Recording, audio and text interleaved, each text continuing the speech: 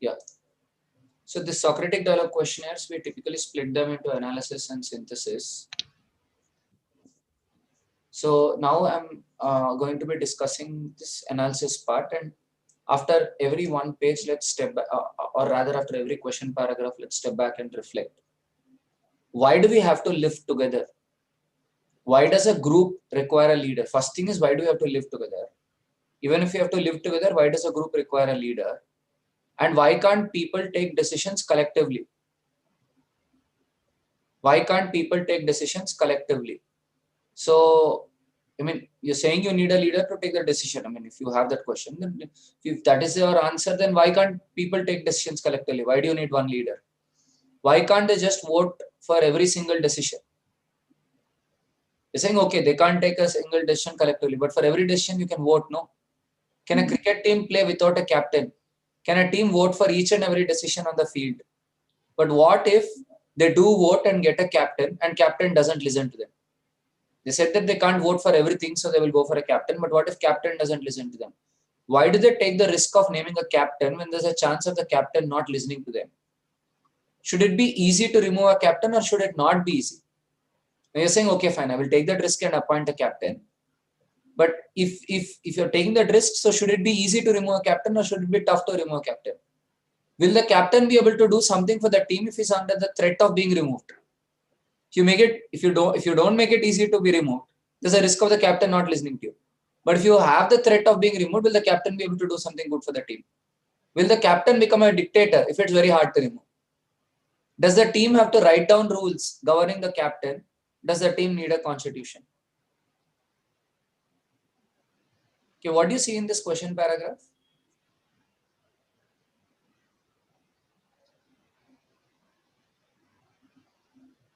What do you guys see in this question paragraph? What is the metacognitive intent you see in this question paragraph?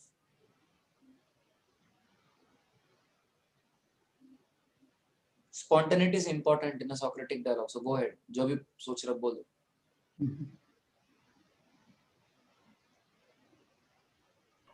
Here I can see conversion and diversion.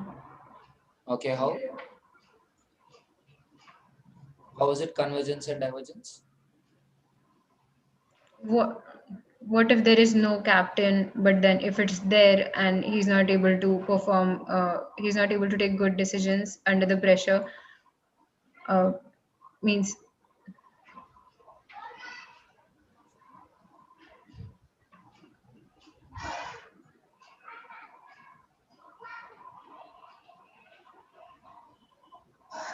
Okay. No, I didn't say what if he's not able to take good decisions under pressure. I said what if the person doesn't listen to you? Okay. Uh, and but yeah, I think I kind of get where you're coming from, convergence and divergence. Anybody else? What do you see in the question? Yeah. Yeah, and Yeah. probably it is sort of like reasoning from the first principles. Like, why do we have to live together? Okay. And if we are living together, why do we need a leader? Okay. So that's sort of building up. And as will be saying, at every point you're giving both the, I mean, like both the possibilities are being considered. Yeah. First you let people diverge and again you make people converge. Diverge, converge. There's a closure to the end.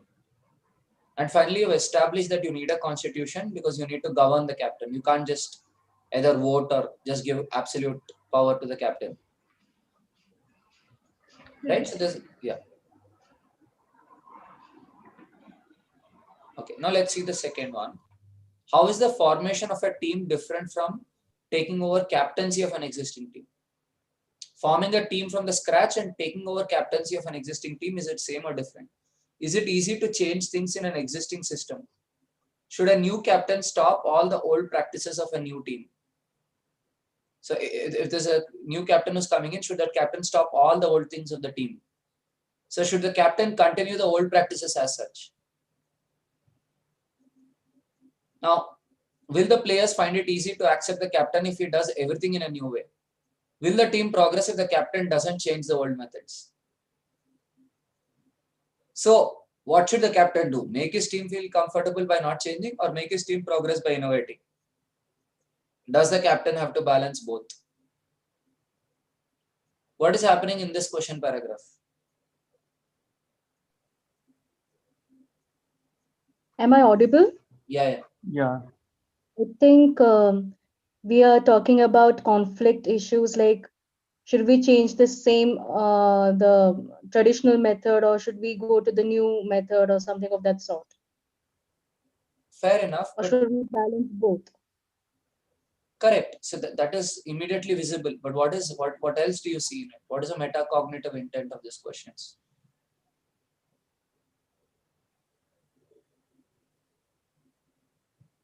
For me, they seem more like rhetorical questions. Means if somebody says, does a captain have to balance both? Then my answer will be yes. But then again, there's a question, so it's a rhetorical question. Yeah, you're saying a captain has to balance both, but balance what? When you say old and new, what old, what new? Why balance old and new? You can go into more details, right? Why can't you change all the old? If you change all the old, people are used to certain things, they will have problems. Why can't you just stick with the old? Maybe things have to change with time. Some things have to change with time. So there's a reason for that. So the structure is being probed. The details are being probed here. See, I could have said this in one sentence, no? A captain has to balance the old and the new and go forward. Has to balance change with the tradition and go forward. In one sentence, I can tell it, no? And also, what is it doing? I can give it as a pithy answer. I can give it to you as an answer. But what happens when I give it to you as a question? Be it rhetorical or dialogic, whatever. Rhetorical as in I ask a question with the intention of convincing you. Dialogic is I ask a question with the intention of listening to your opinion. Dialogic or rhetoric, I mean, sometimes the question itself may not have an intent. The audience might take it whichever way they want to. But what is the intention of posing it as a question?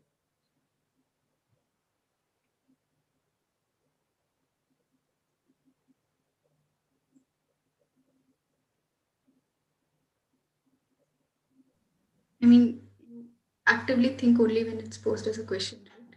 What happens to you when I ask how is new team different from taking over existing team? What do you think when I ask this as a question? What do you think? Is new team and old team, is it the same or is it different? So I actually begin to probe into it. But what is like, your answer? to that new team, old team question? I think I'll have to think about that. No, but what is your immediate answer? There's no think about it. Spontaneity is whatever you're thinking, tell it right now. What team are we talking about? Some cricket team taking over an existing cricket team versus creating a new cricket team, is it the same or different in your point of view? It's different, right? Why do you say it's different? Taking over a team means the teammates already know each other. They've worked. There is a team established. The players know each other. So there's a set of camaraderie which might have already been developed. Okay. But creating a new team means putting a bunch of people together right now. So we're not sure how they would deal with it. So there's a difference of bonding in between team members in the two scenarios. Okay, there's a difference of bonding in summary. Summary, camaraderie. Yeah, Vidya, what do you have to say?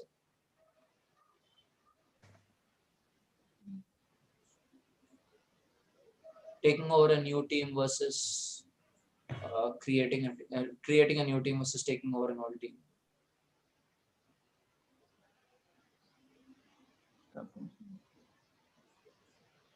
You're on mute.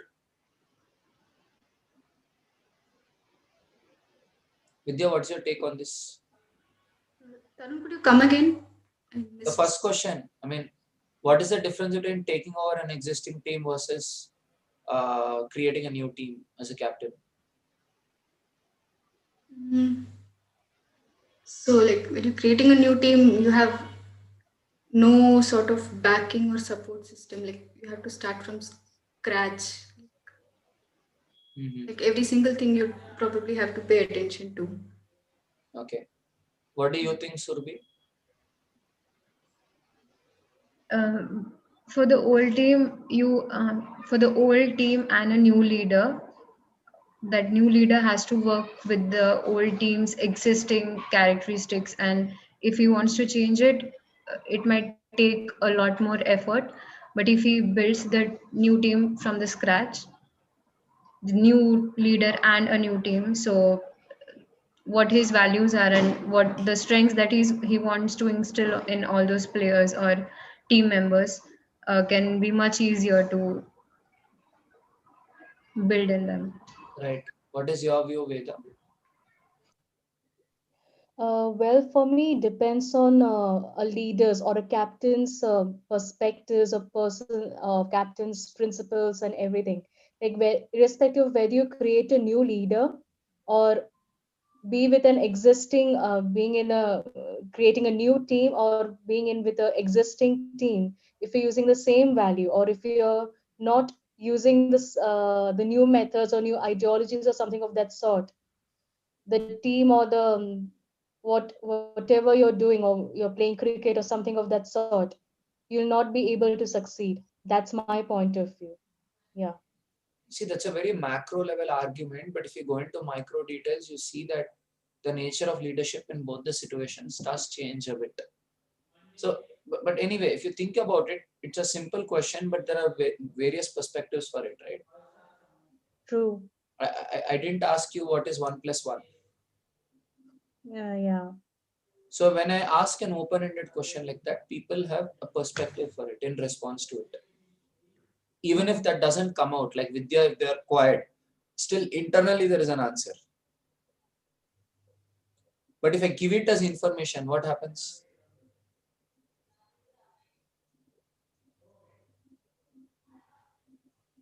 I have to pose myself a question and then think about it. But if it's already posed as a question, I'm already triggered. Otherwise, only few people can think. Who are the people who are naturally curious, who are naturally wondering while reading? But it takes a great amount of ability for someone to read, process, question, analyze, and then go to the next one. You have to be really fast on your feet, to get that. Now, is it easy to change things? Yeah. Next thing is, how is a team different from a country? So we compared this team to a country and tried to analyze a country through a cricket team, but a cricket team and a country are not the same, right? Or maybe they could be the same. So how is it different? Can a captain talk to all the remaining 10 players? Can a captain handle everything? Can a prime minister handle all the works? How does a prime minister bring out a change in the country? Even if the prime minister has a lot of people to work for him, how does he guide all of them? Can clear rules be given for everything? Should the government procure food for midday meals at low price or high price? Can the government set a rule for this? You procure it only for low price or procure it only for high price? Can the government have a guiding principle, policy? Get the best quality at a reasonable price. Why can't this be a rule? Why is it a policy and not a rule? Why should Prime Minister introduce both rules and policies? So what do you see in this question paragraph?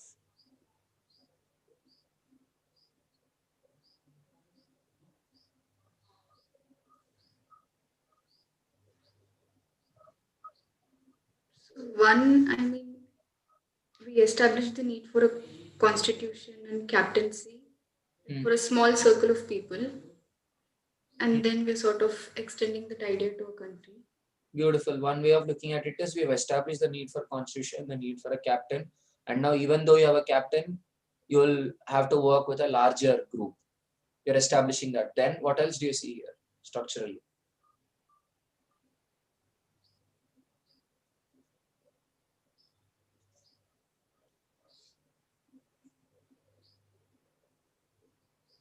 Is this establishing what is a policy from the first principles?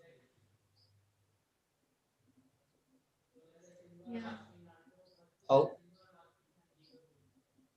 I mean, you're starting by saying, like, will the prime minister be able to handle everything? And then, how he could go about handling it, what he'll have to do, and then No, it says that rules cannot be given everywhere. Because the same rule cannot work everywhere. So instead of a rule, you set a policy. What's the difference between a rule and a policy?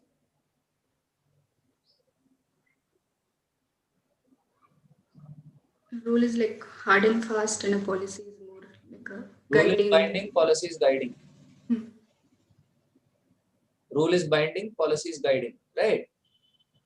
So you see why in certain places you put rules and certain places you put policies. Now what happens when any space is overly regulated? For example, see Indian tax law. India is one of the most regulated country in the world, which is why for an entrepreneur it's extremely tough to conduct business in India because of over regulations, and I've experienced it over the last 3 days, right? So it can be very stressful for an entrepreneur, especially at the beginning start of a business. It's no longer a level playing field, right? So you can't just have too many rules everywhere. You'd rather want to have policies in some places. So it establishes the need for a policy. Now, Jawaharlal Nehru had policies which encouraged higher education in India. Was that useful? Through his policies, he encouraged higher education, like more of colleges and universities and all of that. If the government talks about the importance of setting up institutions like IITs and IIMs, what will happen? If government says we need IITs, IIMs, what will happen? Why would more such institutions come up even if it's not a rule? The government has a policy that higher education should be good and they're setting up institutions. It's not a rule, but even then, a lot of institutions are coming. Why? Why did Indian government introduce midday meal scheme for school students studying in government schools?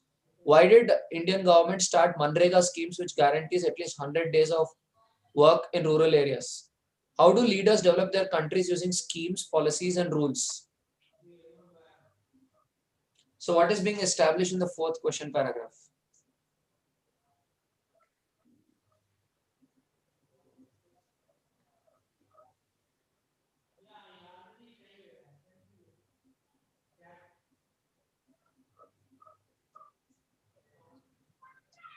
It's kind of talking more about the country perspective of running a team. Like in the first two paragraphs, if you consider, you could consider a smaller team where the captain can straight away talk to his teammates. But when you see it from a country perspective, the different factors that are factored in are shown in the fourth paragraph, saying, in order to build a skill, you need IITs and MBA, and or in order to take care of the least amount of players, just like setting up Manrega schemes in 100 days, something like that, to spread the team, like managing a bigger team than a small cricket team. Okay, you're talking of managing a bigger team.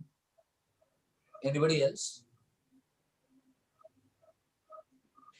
And like in the morning, we were saying, right, like whatever our observation is or hypothesis is, we have to like rigorously question its validity. So probably here, like we are seeing like how it has been useful, like what's been happening to policies. Okay, you're questioning the policies. Okay. Yes, Survi. Once the importance for the quality education is established, other people understand the importance of it, and even if it is not IIT or IIM, they would come up with similar institutions. Means from in my mind, I started thinking of BITS, Pilani, and which are not necessarily IITs and IIMs, but then they're trying to do something similar, and they have that much importance. Yeah, there's a micro point here that even though policy is not binding, policy influences change.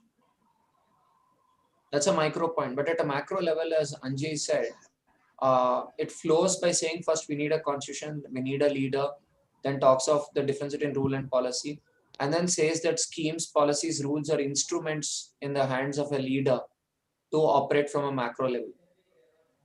If you're a leader, you can no longer get into the daily affairs of the organization.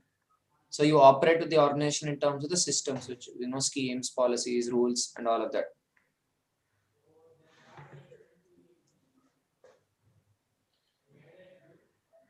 Now,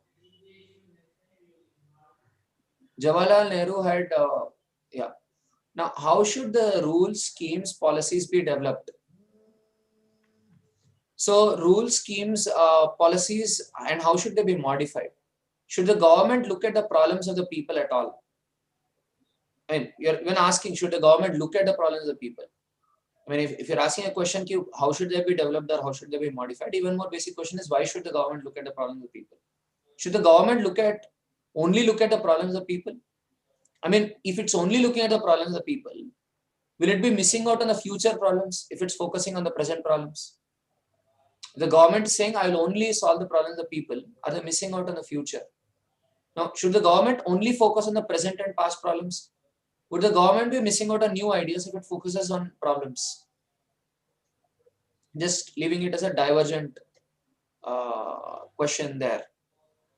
And then towards this, and the question for discussion, which we want students to come up with, these all are hints, okay? All these questions are mechanisms for the students to learn what is policy, what is governance, what is a rule, what is a scheme, all of that on their own. And at the end, they're asked, make one scheme, make one rule and one policy for your school. For a school, you make it. So what do you see within this entire page on policy and governance? Just slowly establishing the idea of the coming more narrow. Like in the beginning, it was more about, why do we need a leader, or can people actually live together? So by the end, it reaches to how a government is doing it. How did we end up at this place? So all the paragraphs together are driven to make us understand, to reach to one singular point.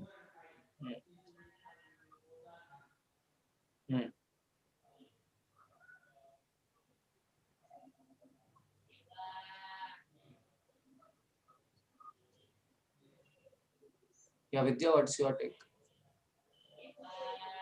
Yeah, I think just what Anji pointed out, and I mean, like our WhatsApp content, I think it's sort of smoothly transitioned, like from one question to another, like going from simple to complex to, and then gradually it leads to thought leadership. Okay.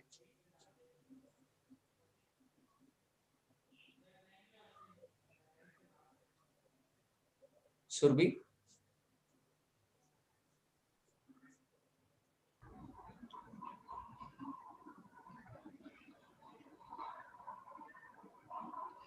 I'm trying to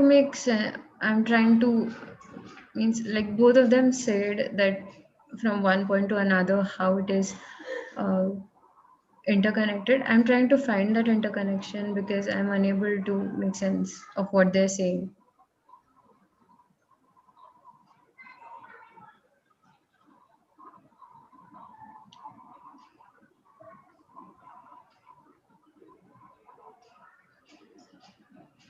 Yeah, so we will go more into this. Now we'll move into analysis 2. Delhi government recently analyzed that they should be launching a campaign to connect school students with constitution. Do you think it's a good idea? But doesn't the current social studies textbook teach the Indian constitution already? Why is civics considered to be a boring subject? Why is civics important in the world's largest democracy having the world's longest constitution? So these are like pretty straightforward questions in terms of how to just remind you of how civics is seen, just to put it into perspective. What happens if citizens are not aware of the law? What happens if citizens aren't aware of the core philosophies which shape the law? We say that citizens need to know the law, but a deeper question is, do the citizens know the core philosophies which shape the law? Like there's certain philosophies through which your law comes into existence. Why should all the citizens be critically analyzing the law and the news or perspectives regarding the law governing them? Would the citizens be less likely to be exploited if they're aware of the law? So this is something we all agree with, that to be less exploited, you need to know the law. But why do you have to know the perspectives or news around the law? And why do you have to know the philosophy? Indian law has some special provisions to protect tribals. For example, if a person helps an accused in tampering the evidence, then the sections under which the accused was being tried shall also be applicable to the person helping him or her. Do you get what this sentence means? If someone is trying to exploit a tribal, right, and you are going and modifying the evidence in that case, the same section can be imposed on you for tampering. So if tribals know this, and if someone helps a bad person in fudging evidence, what can the tribals do? Can they not go and warn that person to stay away from this? Should they be depending on a lawyer, or should they have a basic understanding of the law? Right. So one point which is not built up here is just knowing the law is not enough. You've got to know the philosophy of the law. For example, if we say that the same section is applicable on the person tampering the evidence than on the person who's actually committing the crime, philosophically speaking, you're saying that it's an equal crime because you're giving equal punishment. You're saying tampering the evidence and actually committing the crime are equal crime. So that's more philosophical, right? So are you even understanding the philosophy of the law? The 2012 Delhi gang rape or the Nirbhaya case led to a lot of protests. Were these candle lamp marches and social media campaigns useful? People standing in solidarity, is that even useful? Does such an outpour of anger lead to something constructive? Why did so many governments start implementing measures to ensure security of women after the Nirbhaya incident, even though several such incidents happened in the past? Why did government bring new laws to prosecute accused in rape cases? Nirbhaya case was the only conviction among 706 rape cases filed in Delhi in 2012. Why did this case lead to a lot of public discussion? Why are public discussions very important, especially when a lot of rapes go unreported? What is the intent of this paragraph? We're trying to show how the government responded after the particular incident. Why did it do? I mean, it's asking why why only after this incident? Why didn't they do it before, even though the cases were happening previously?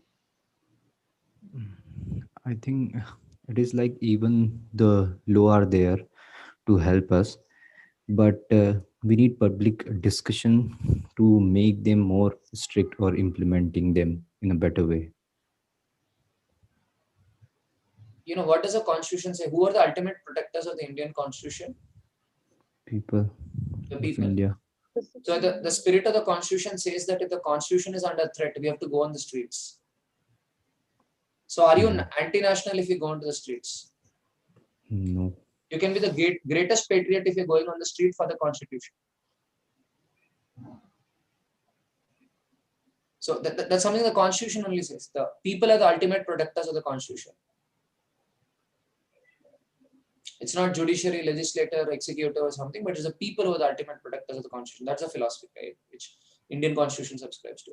So it's saying public discussion is extremely important because public discussion can, drive things, can lead to new legislation, can make the executive more accountable,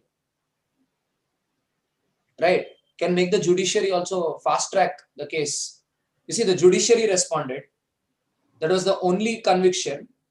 The executive responded. If you've seen the Delhi crime series, the police went and caught them very quickly.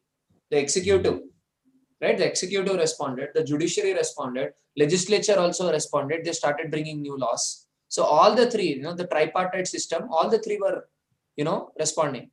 The lawmaker, the lawkeeper, and the judiciary, all of them.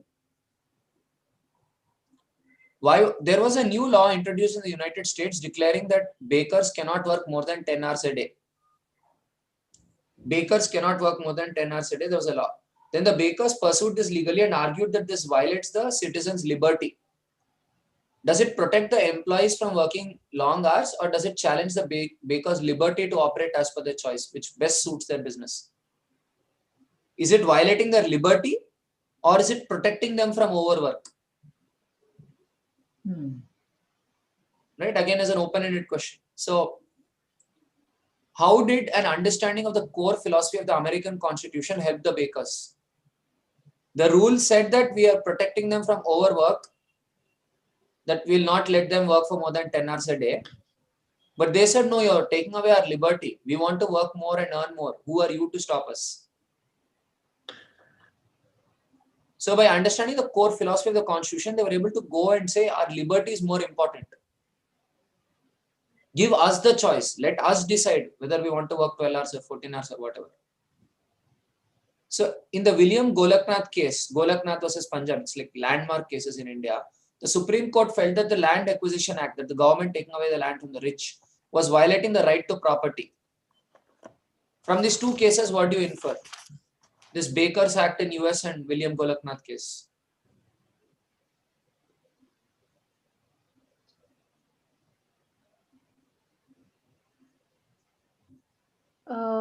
Well, for me, it's that government is thinking something else to do. Like for them, it's like so-called welfare of the people, but people think that they're taking away our rights and all. Yeah. Okay. Anybody else? Like law should be made in such a way that it should fulfill the demands of the citizens. Like citizens comes to first, what they want. Okay. Anybody else? And when we say there's a law, it's important for us to understand the philosophy behind the law. Correct. Yeah. And more than that, here, these two cases show you how the law conflicted with a fundamental right and the right prevails over the law. In the morning we discussed, right, the fundamental right prevails over the law. Because the philosophy of the Constitution holds the fundamental right supreme, right? I mean, the rights are given more importance. That's why in the Golaknath case, the government passed a land sealing act and the land sealing act had to be cancelled.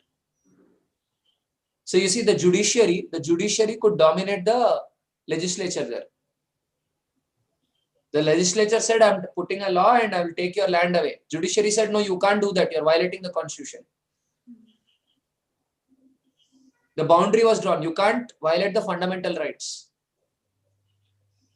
You get the sensitive thing, right? All the three are working around the Constitution, the basic structure of the Constitution.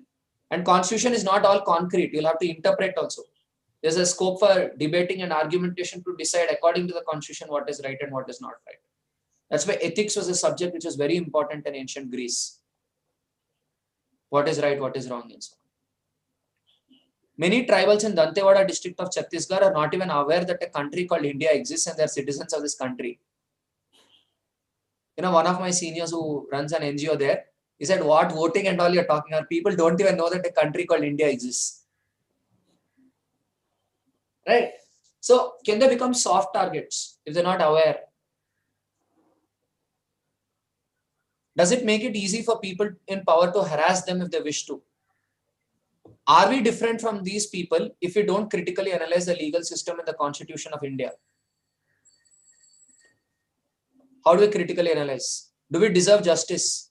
Does our Constitution give us that right? How do we redeem that right? The Constitution says we have the right to justice. We deserve justice. So then how do we redeem that? Constitution to de raha hai. Can you think of, now the question is, can you think of how you could help someone in getting justice by understanding the law? We are asking this to the student at the end. By understanding the law, how can you help someone in getting justice? Right. So in this entire page, what do you see?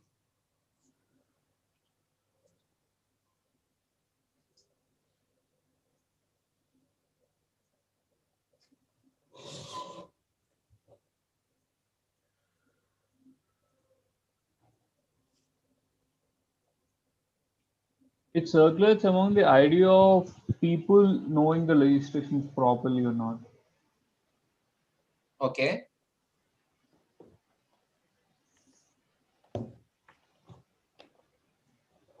Yeah, yeah. It does means yes, it completely circulates around the idea of people knowing the law and like they also talk. The heading says legal awareness, but at the same time, uh, it in a very means every all the 5 questions have a detail about the different aspects of law and what all things we must be aware of.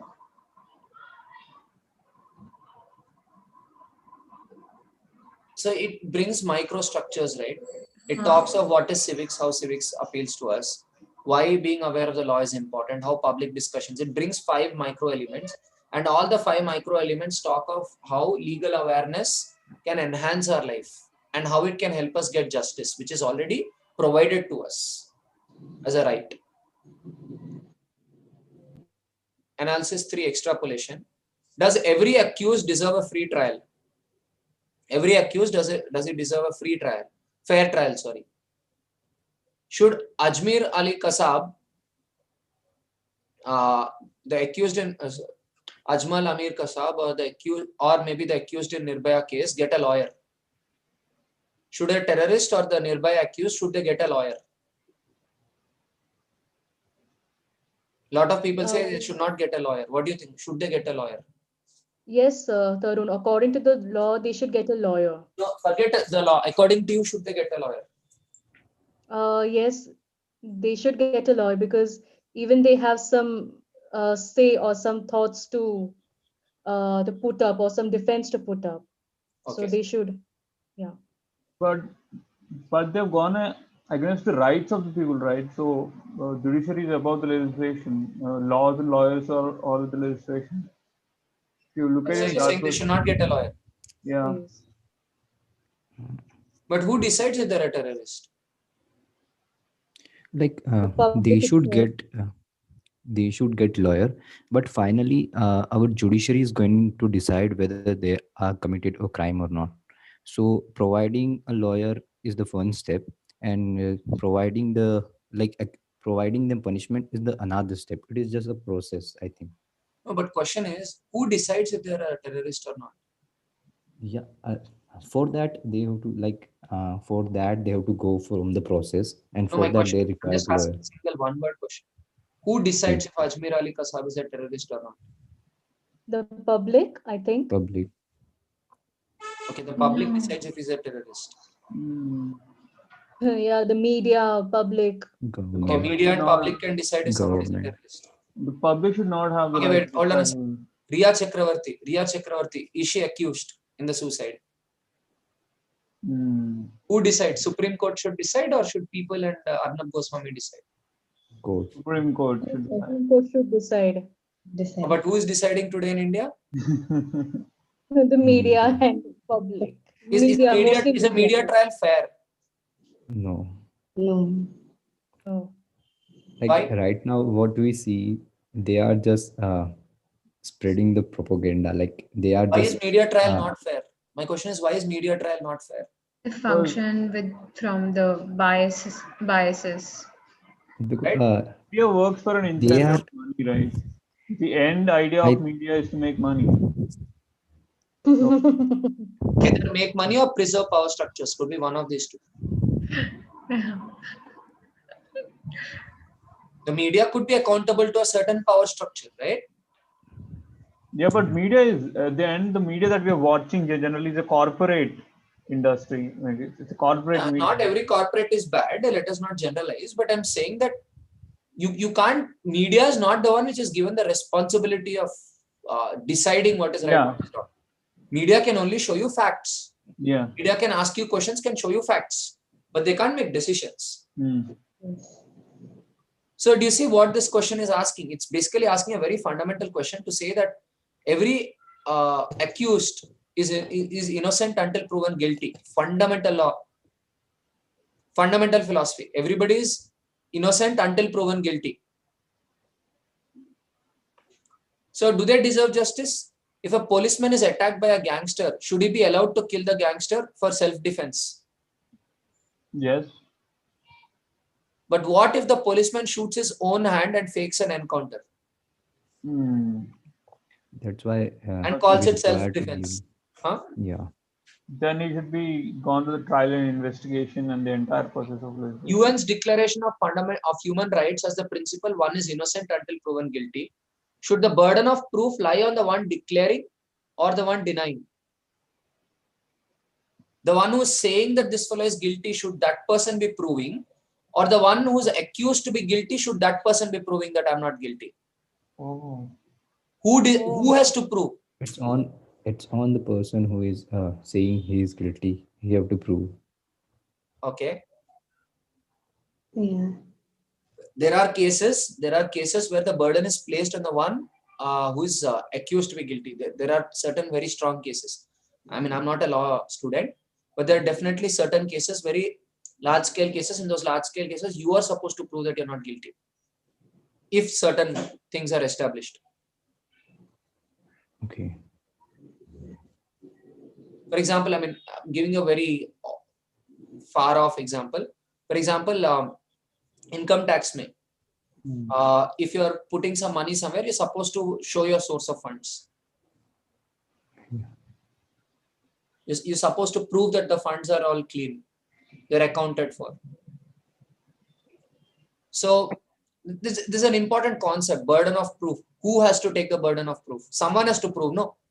So on whom do you place that burden of proof is an important concept in law. If a poor man is cheated and if a case is lodged against the cheater, should the burden of proof be on the poor man to prove the incident of cheating or on the cheater to deny it? If the burden of proof rests on the cheater, can he be potentially harassed? Where poor people can go and say, no, I'll put a case on you. You better pay me some money, otherwise I'll put a case and you'll have to hire a lawyer and prove that you're innocent.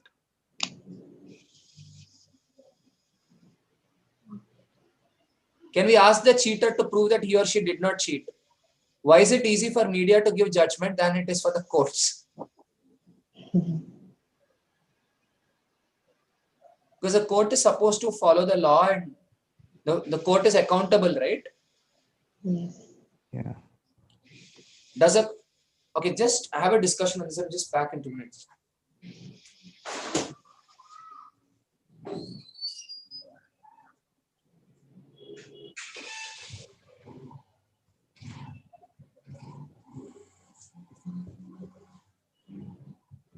Well, I have one question in my mind, so please help me with that. So it's like a mixture of statement and question. It's like what Tarun said earlier about rules and policies, isn't it? So rule is like abiding the rules, and policy is like guide something. So for me, according to me, it's like rule is somewhere the negative word, and policy is like a positive word. So what do you people think about it? Uh, I think a rule is something binding, which is binding. And when we talk about policy, it is somewhat liberal, I think. Not negative and positive, but something which is binding is rule, or something which is certain, like slightly liberal, is policy. Everything which is binding need not be negative. Okay. Yeah. So you see, this basically, this idea talks of the burden of proof. How do you place the burden of proof? Next, does the constitution give powers to institutions like police, courts, governments? And can this power be misused? You give power. Without power, they can't function. And if you give power, can it be misused? Is this power useful or harmful? Do we need to protect the citizens against the power?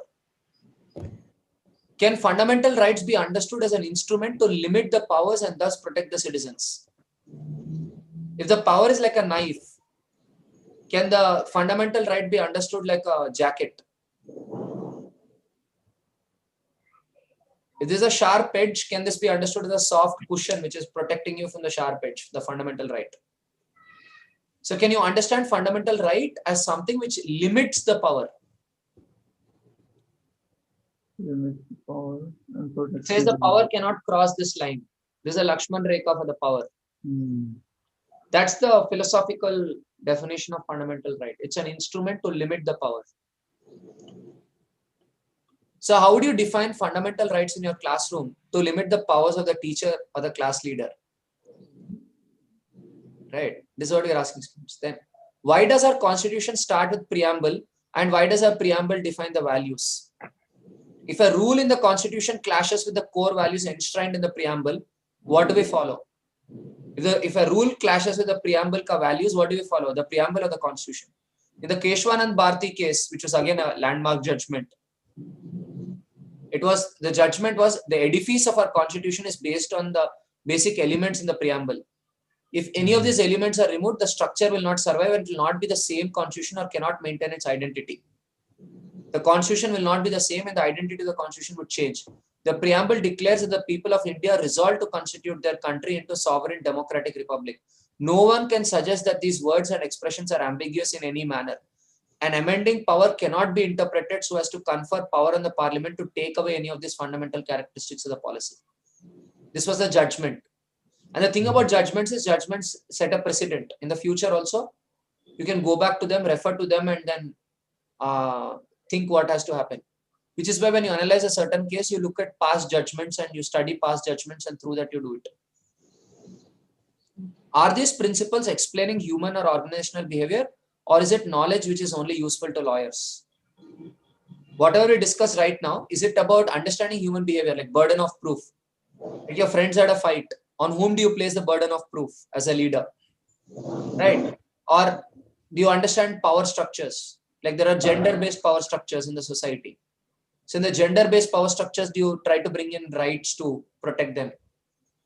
And then fundamental values, preserving the fundamental values because they take away the structure. So do we learn this to be able to read legal? We say that we should study law because we should understand legal agreements, or does it have other uses? Can we think of other situations where we need to understand how people participate together towards a common goal? Do we learn this because we want to read legal agreements, or do we learn this because we want to understand how people come together for a common goal? Was Chanakya right in comparing a child who was told not to eat porridge from the center of the bowl to war? Don't conquer a kingdom from the edges, conquer it from the center. A Telugu film, Guru, compares Genghis Khan's strategy of destroying the enemy's weapons with a boxer's strategy of punching the other's shoulders. What do these two cases suggest? What you study in constitution, you can extrapolate it to understand human behavior at large. How do you extrapolate these ideas to situations outside law or civics or public policy? How do you use these ideas while running a company? Would a lot of conflicts arise? How do you go about those conflicts? Would you probe these incidents carefully, or would you be emotional? Would you define values for your organization? Would you define the basic structure for your organization? So the question for discussion is, pick a company and extrapolate any one of these ideas to a potential situation in that company. See what we are doing? We're first defining what is governance. Then we're going into legal awareness, why you should know the law. Third thing is, the law is not just for you as a citizen, but the law is for you as a human being.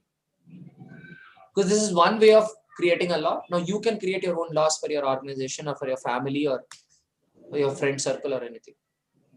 Synthesis, pick any 3 interesting legislations across the world and 3 interesting problems to work on. Pick any one problem which interests you. We have given 3 problem statements. So they have to pick any 3 interesting legislations and 3 problems.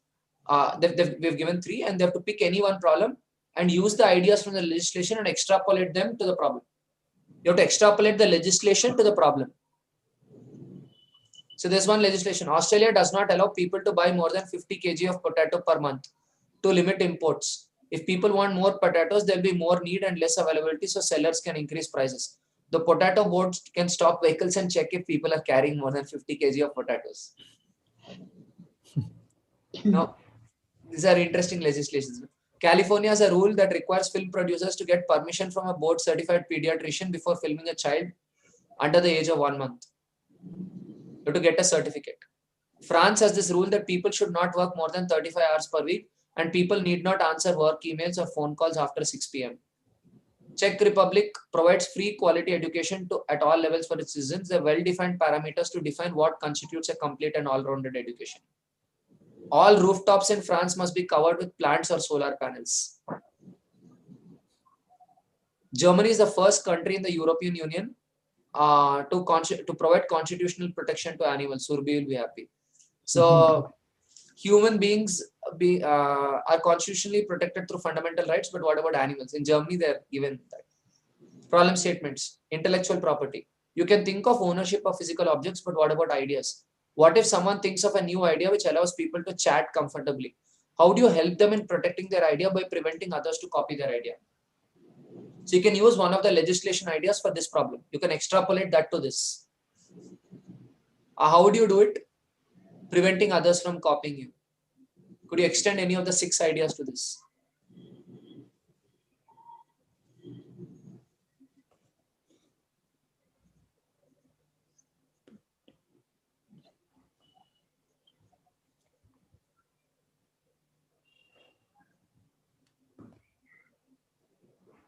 Physical property can protect. Intellectual property is difficult to protect. No.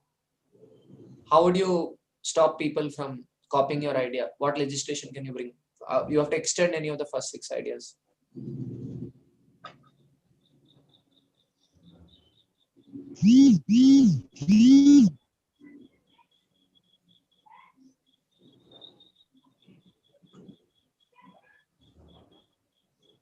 Anyone? The second one, How? if somebody wants to do any work or produce anything related to our intellectual property, they might need permission, and in order for them to get the permission, our intellectual property must be first registered, if that's the word.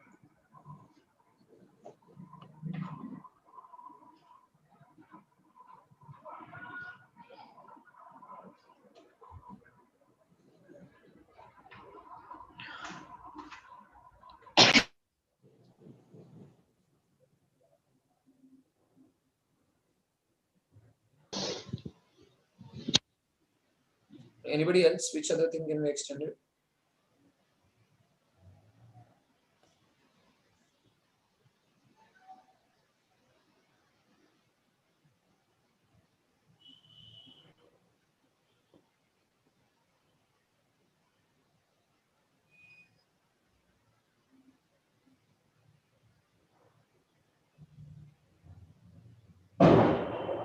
Yeah, anybody else?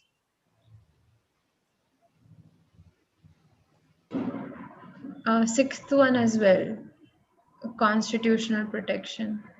Yeah, you can extend the physical property ownership to intellectual property ownership. Yeah. Okay, great.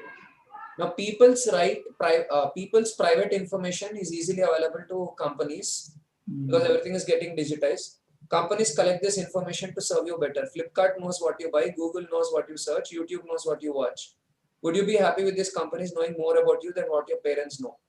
So privacy is a problem. Which of these legislations can be used to solve the privacy?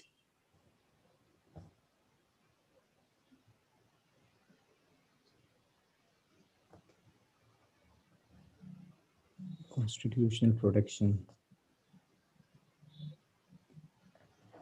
In the given 6, though, it's the 6th one. Sorry? In the given 6, it's the last one. Okay. How? Protection of animals and human beings to protect them to fundamental What are rights. you So, extending to this? Second, What are you extending to what? Yeah, Rupraj, please go ahead. I think like second one can also be extended, like taking permission before using the data or something like that. Beautiful. So you mandate that before collecting any information, you should take permission in a certain format. Okay. Yeah, and Anji, you were saying something. now we're just trying to articulate this. But So basically, you're extending A to B. A is well established. You're extending A to meet your new requirement B. So what is your A and what is your B? There, human rights were established. You extended human rights to animal rights. So what do you already have which you can extend to privacy protection? Can we also say like the first one, setting a limit on the data amount of data they are collecting? Beautiful. And that government can raid you anytime to see how much data you have. Okay, nice. Anything else? But how can we do that? A limit, setting a limit of a data. You can say not more than 1 MB Because per person. but it is like in many website or any like online pages, we are using them. Like if we see the Google Drive, we are using it for our own benefit. Like, You can but say that that data is being. the user has to give a printed signature if you are using more than 1 MB. Make that permission a little difficult to get for more than 1 MB. Then people will think before giving the data. No? But like as if you take the example of ourselves, we are storing our data on Correct. drives. What I'm saying is make it difficult for them to get the permission.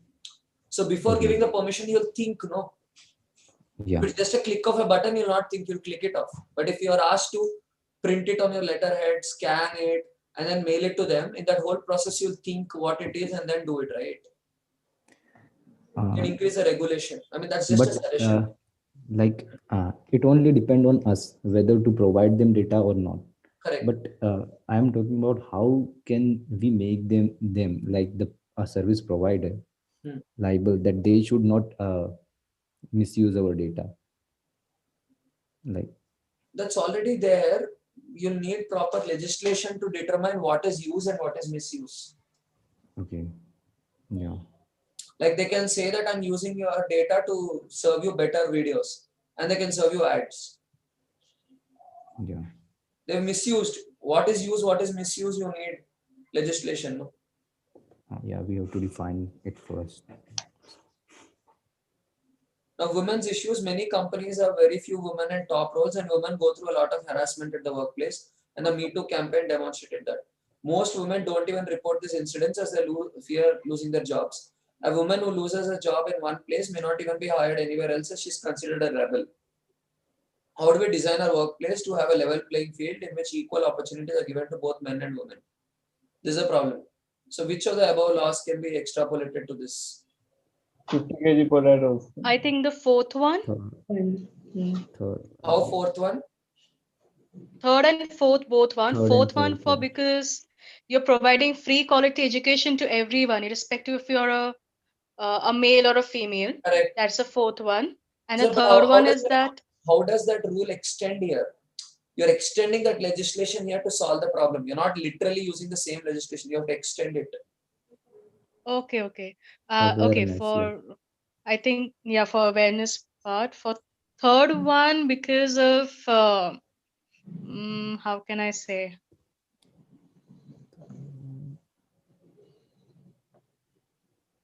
the working environment should be safer. You're literally checking if that will help women's issues or not. What we are saying is that legislation has to be modified while keeping the structure intact to solve this problem. You need to understand what we mean by extrapolation here. I think we can use the first one. Just like 50 kgs of potatoes, a company should only have 50% men and 50% women. Acha. equal ratio. Okay. Or as 33, 33, 33. That would also make sense. Okay, like a reservation. Yeah. Okay, interesting. Any other structure which can extend itself here?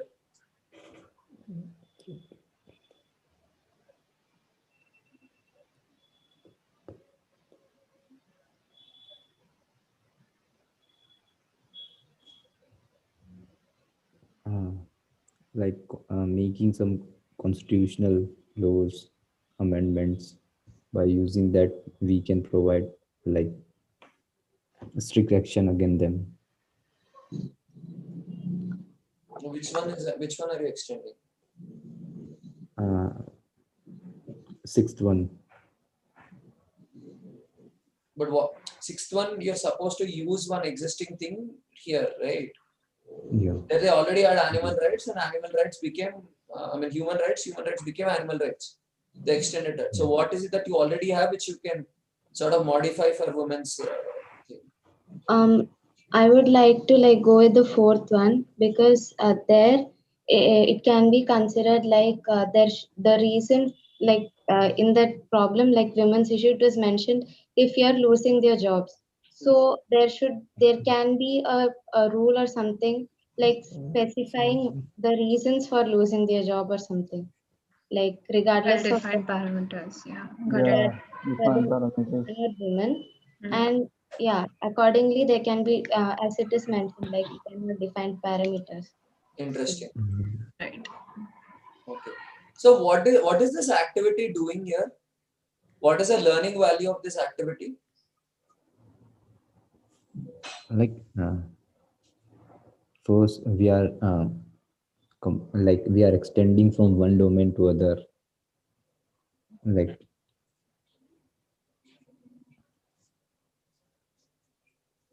It helps us to understand the main idea behind the legislations or the laws that are created, as you said, to understand the philosophy and apply the same philosophy to other things. You're not applying, you're extrapolating. Yeah, extrapolating, sorry. Application is like literally you're going with it. Yeah. So it improves your lateral thinking, right? Lateral thinking is you make indirect connections. Like the Chanakya wala connection from porridge to war. So Socratic dialogue was all about, largely about that lateral thinking, how you make those creative connections. So what do you see as this is basically scienceation level content. So when we go out and say scienceation, this is what people, when we say we got funding and all of that, it is because people have seen this. We've shown this to people outside. And As usually, a peace questionnaire. which class of students deal with this stuff? Like 5th class and above. Oh, so how did they Pale perform? dete the.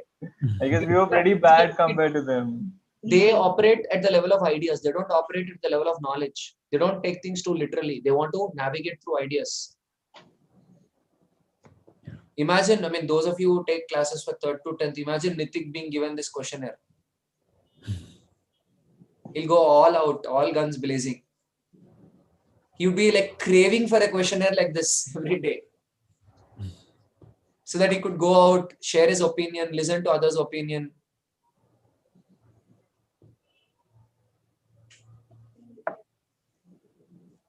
You have videos of all of these things on YouTube? We have a lot of videos on our YouTube channel. I'll share some of them with you.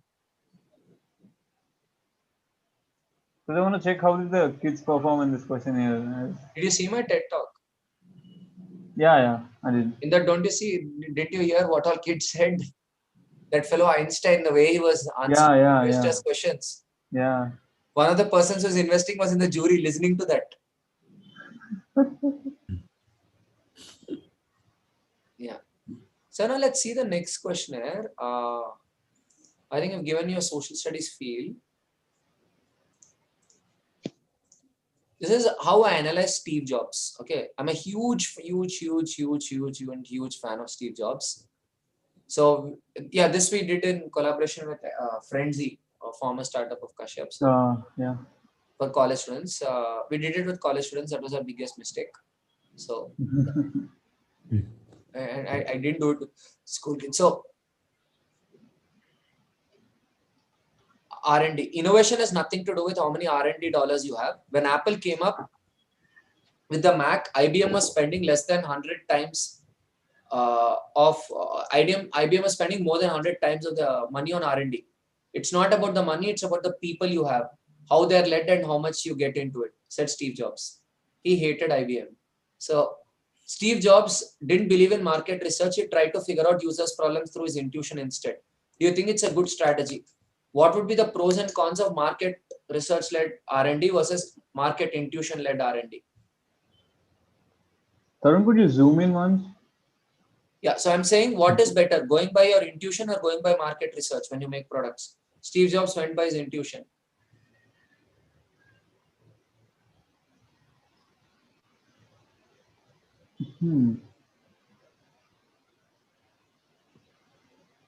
If you say intuition, no, Steve Jobs has a different personality. So his intuitions might be different from the intuitions of general people. But historically, if you say his intuitions turned out to be pretty good. So You know what one of the entrepreneurs who's a jury member said for this? He said you use your intuition to get the idea and use your research to Yeah, evaluate your that life. would be in best of the both worlds kind of. Yeah. Steve Jobs had apparently got his 100 iPod demo pieces headphones fixed one night before its launch when he figured out that the plug wouldn't fit in. Before the launch, he got it done. At times, he delayed product launches unless he was happy with the product. Would you prefer to ship the product on time and catch up with the sales season, or would you focus on the R&D? Would you stay on time and get whatever money you can I get? guess it breaks down to the competition, to survive. He was thrown out of his company for this attitude. He stuck to R&D. What advantage would Apple gain if they placed R&D ahead of market deadlines? Why do you think Steve Jobs would miss shipment deadlines and overshoot R&D budgets before being fired from Apple? He was obsessed with this product, right? Do you think? Yeah. Let's go one by one. You are just jumping through questions. Not even time to think. Yeah, because I want to go to the meaty part of it. This one, Okay, I think. yeah. Do you think R&D intensive business strategy is financially sustainable? So this guy is obsessed with R&D for a reason, but is this financially sustainable? That's why he was thrown out of the company, no? Will it make profits for the shareholders? Can one build a sustainable business model which can have that R&D? So you're saying I want to do this R&D, but my Excel sheet should agree to such an R&D. So niche. Why do you think Steve Jobs chose to target his professionals market? He did not go to normal people. He went to professionals, like say a graphic designer or say a video editor. These kind of people who are not normal people, who are not they're not an amateur, but we're calling them a professional amateur. They're above an amateur and below a person who can take a supercomputer. In the video where, the best marketing video ever, Steve Jobs will be there. Just watch it in that next marketing strategy explains. So why would they be interested in a powerful personal computer with good UI? They don't want a normal PC. They can't afford a supercomputer. They want something in between. Say he wanted to give that. Why do you think professional market looks for latest technology? For them, is it a need or a necessity? Good technology. Okay, this is my favorite question, but I think I've already given a spoiler. But let's say there's a kid whose father earns say 50 lakhs per annum, and there's a person who earns, let's say, 5 lakhs per annum, and there's a laptop worth 90,000. Who is a more likely customer for this laptop?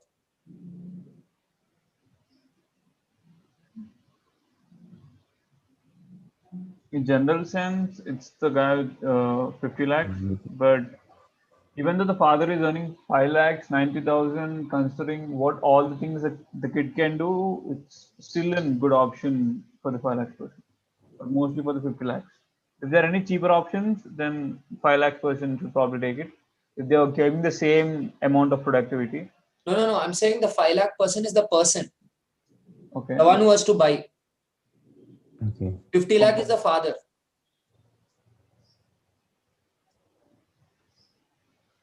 Could you repeat the entire question? Okay, let me change the question. 5 lakh. See, there's a person who wants to buy a vehicle with 1.2 lakhs budget. His father earns 50 lakhs per annum. There's a person who wants to buy a vehicle worth 1.2 lakhs. He earns 5 lakhs per annum. Who is more likely to buy a vehicle with 1.2 lakhs budget? Father. Okay, let me change the vehicle to an auto rickshaw. Oh. You drop that 5 lakh to 2 lakh and they'll still buy it. The 1.2 lakh vehicle is a luxury for the 50 lakh fellow. But the 1.2 lakh auto is the livelihood for the 2 lakh fellow. Yeah. So for the professional, that's not a need. It's a necessity for livelihood. Yeah. So and they will want the best technology because their livelihood depends on it. So Steve Jobs was going for that market. Do you think the professional niche helps in creating a brand aspiration value? So if all the best people in the industry are using that, will that make it like social status that, the best in the market are using Apple, even I need Apple? Yeah, it does. Does this explain why Apple has a cult status? Yeah. How do you think professional niche can help in evolving the product line? Because, Can they think of yeah. newer use cases? When they are professionals, can they come and give you feedback here and do it like this? Yeah. Because they're just not normal people. They're professionals. They're invested in your product. Do you agree with Steve Jobs' strategy of focusing on this niche market? Now, coming to business strategy. In the first quarter of 2011, HP sold 15.1 million PCs to consumers, according to IDC, placing it well above Dell and Acer. Apple's sale was 3.76 million. HP sold 15.1 million, Apple 3.76 million. And they were not good enough to crack into top 5 PC sellers. They were not in top 5 PC sellers. But with so few dollars earned on so many PCs sold, HP's earnings have not been competitive, while Apple's pricing discipline has helped it become one of the most valuable companies in the world by market capitalization. Apple is not in the top 5 companies of the world in terms of number of PCs sold, but they're in one of the most valuable companies in the world. I think in somewhere around 2011, it became the world's most valuable company in terms of market cap. Why was Apple having such high valuation even though they sold less PCs? They were consistently making money, and secondly, more importantly, they had more margins. Yeah. Do you think Apple should look at generating revenues through volume or through margins? Should they look at selling more PCs or get more margin of every PC?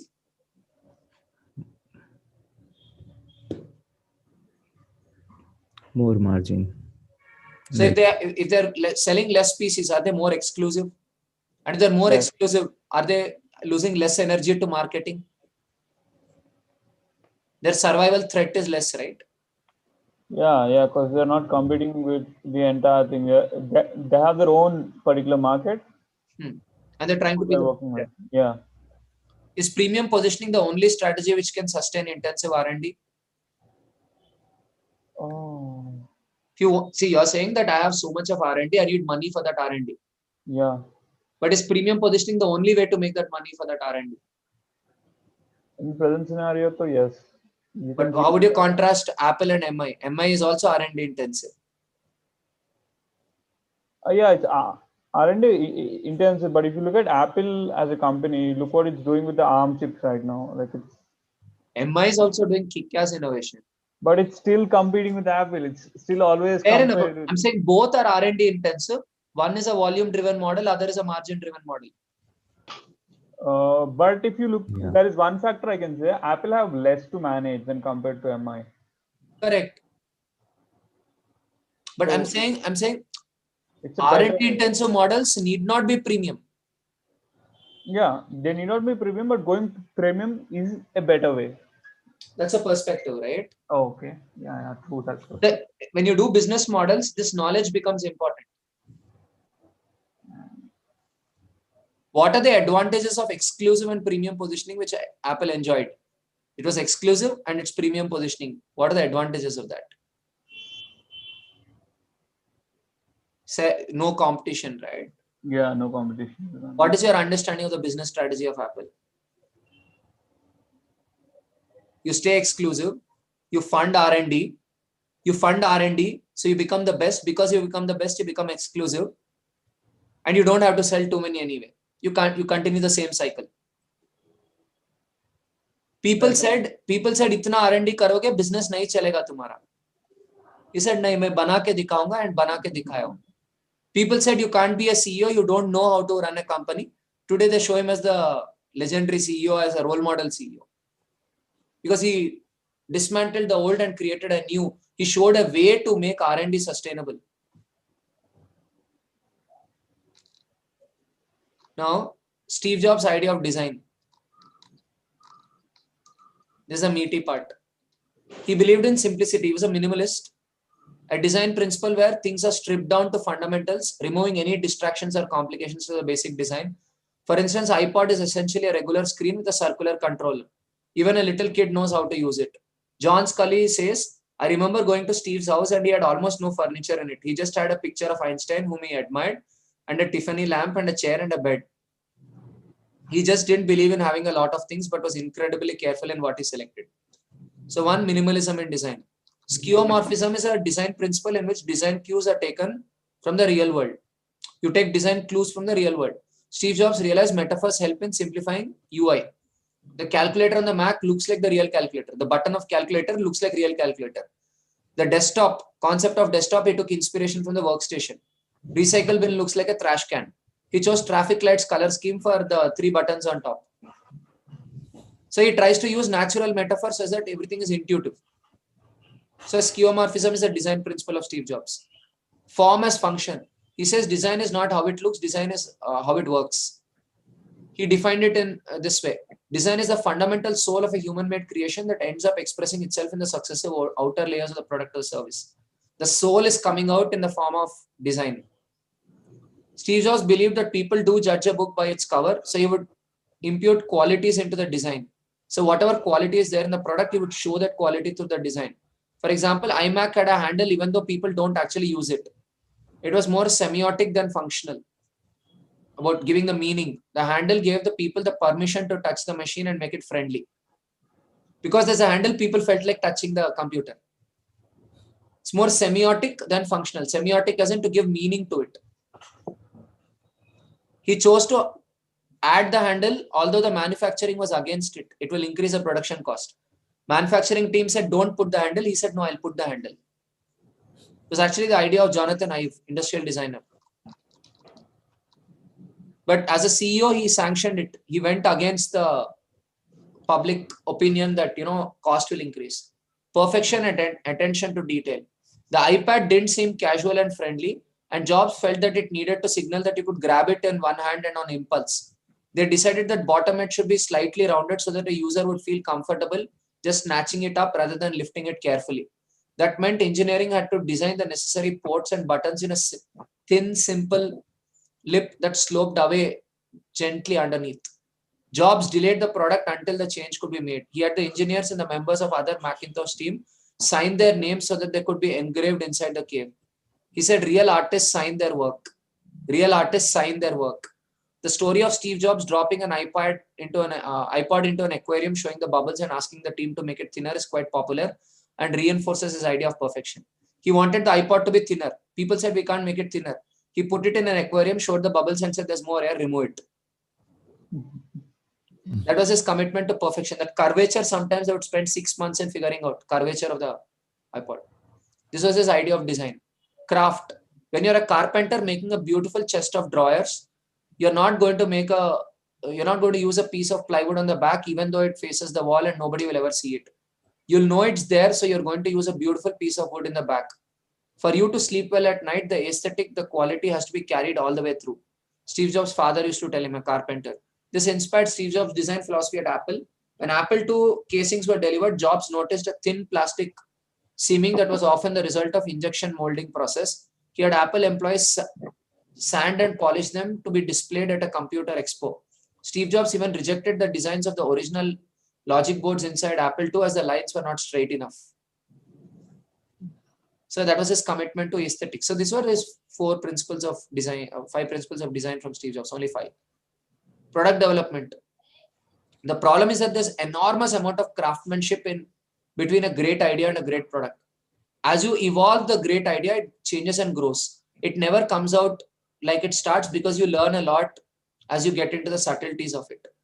And you also find that there are tremendous trade-offs that you have to make. You have to make trade-offs, right? Some compromises. There are certain things that you can't make electrons do. There are certain things which you can't make plastic do or glass do or factories do or robots do. Designing a product is keeping 5,000 things in your brain and fitting them all together in new or different ways to get what you want. And every day you discover something new. That is the problem or new opportunity to fit this together. Quoting someone. And it's that the process is magic. Apple iterates the design through manufacturing, although it's expensive. The product is built, it's tested and reviewed, then the design team improves and it's built all over again. These cycles take 4 to 6 weeks at a time and may be run over many times over the product development cycle. Steve Jobs used the platform strategy, focused on generations of products rather than individual products. Version, iPhone 5, iPhone 6 and so on. Every successive product fixes the issues that affected generations before it, and customers could actually see how their feedback helped in changes to the product. Cross-functional collaboration. People of different backgrounds were made to collaborate, inspired by Edwin Land's idea that technology is at the intersection of art, science, and business. He often included engineers in meeting with product designers so that engineers could appreciate the importance of the need for simplicity in Apple designs. The simplicity caused a lot of trouble for engineers. It was tough to make, but he could share the vision of the product with both the teams and have open debate throughout the product development cycle. Instead of making the cycle and meetings iterative, Jobs held meeting with all involved to save out time and create buy-in and hear all perspectives at once. Instead of meeting designers first, then engineers second, he made all of them meet at once and get their buy-in. All of them were agreeing. Design process. The Apple new product process information is given to all product development team when they begin their work. It details every stage of the design process and it goes into elaborate detail. The idea is to define what stage the product creation team will go through, who will be responsible for delivering the final product, who works on which stage and where they work, and also when the product is expected to be completed. The whole workflow is given to them. No to studying focus groups. Steve Jobs was against market research and focus groups. When Jobs took to his original Macintosh team on his first retreat, one member asked whether they should do some market research to see what customers wanted. He said no, because customers don't know what they want until we've shown them. He invoked Henry Ford, who said if customers asked what they want, I would have given them they would have asked me a faster horse. Until you make it and show, they don't know what it is. Intuition and empathy. The people in the Indian countryside don't use their intellect like we do. They use their intuition instead, he said. Intuition is a very powerful thing, more powerful than intellect in my opinion. Work from user experience to technology and not the other way around. Go from user experience to technology. Further user experience, make technology. Don't make user experience based on the technology. So he believed that understanding user experience and empathizing with the users helped him in understanding how to build products by solving their problems. So his product development was built on empathy. He was against focus groups. He had a very elaborate design process. He brought people of different backgrounds together, and he evolved it step by step through platforms. Marketing. Sell value. Steve Jobs believed that in this complicated and noisy world, a company can't get people to remember much about them. So a brand has to be clear about what it would want people to remember about them. You want people to remember your values, who you are as a company. He believed that great brands need nurturing or caring, and great brands never talk about their brand. He illustrates his argument with an example of a brand which has done one of the greatest jobs in marketing that the universe has ever seen is Nike. Remember, Nike sells a commodity, they sell shoes, and yet when you think of Nike, you think of something different. And their ads, as you know, they never talk about products. What is Nike doing with their advertising? They honor great athletes. They honor athletics. That is who they are and that is what they're about. This is what Steve Jobs says. That Nike doesn't talk about shoes. They talk about honoring great athletes. Think different. Steve Jobs states that Apple's core value is its belief that people with passion can change the world. He says that Apple has the opportunity to work with people who managed to do it and wanted to communicate it through the Think Different campaign, which would be Apple's first brand marketing campaign. It honors great people who changed the world, some of them living and some of them who aren't. He goes on to say that with the ones who aren't alive, you'll see that if they ever used a computer, they would have been using a Mac. And the theme of the campaign is Think Different. Market segmentation. The traditional PC marketplace was dominated by IBM. The workstation market. So the product to be launched by next would be the multitasking, would have multitasking, networking, Unix, and good development environment. Their product was like a workstation, but then conventional workstations do not have a good user interface and ease of use, unlike the PCs. So Next kept oscillating between both the segments and wondered if they were an easy to use workstation or a powerful PC. They were somewhere in between. So on inspecting further, he segmented the workstation workplace into the traditional one and the professional half, which had the new set of people who wanted the power of a workstation, higher education, legal publishing, etc. They had realized that Sun had 80% of the professional workstation marketplace that they didn't see. It was a tiny marketplace for them, and the market size would grow by 100% next year. So he looked at different markets and he saw that there was a market segment which Sun Microsystems could cater to, but they were not paying attention to it. So he went after it. In a video, he explains it. Customer needs. These professional users need custom applications which dictates a good development environment, strong networking capabilities which are not found in PCs or Macs. These custom applications used by users are data-driven, which means they need both networking capabilities and ability to communicate with databases. Desktop computers would gain popularity due to interpersonal computing to improve collaboration. Steve Jobs predicted that the market of interpersonal computing will increase as customers get educated. He quotes McKenna that the best marketing is education. So he understood the customer needs very well in terms of marketing. He segmented the market, the Think Different campaign he had, and he used to sell values. And what was his marketing strategy? He identified that the reasons which can help in pushing Sun customers to move to Next are the same reasons which are moving them into workstation market from the PC market. Next development environment is better than Sun, as told by the customers who attended their developer camps.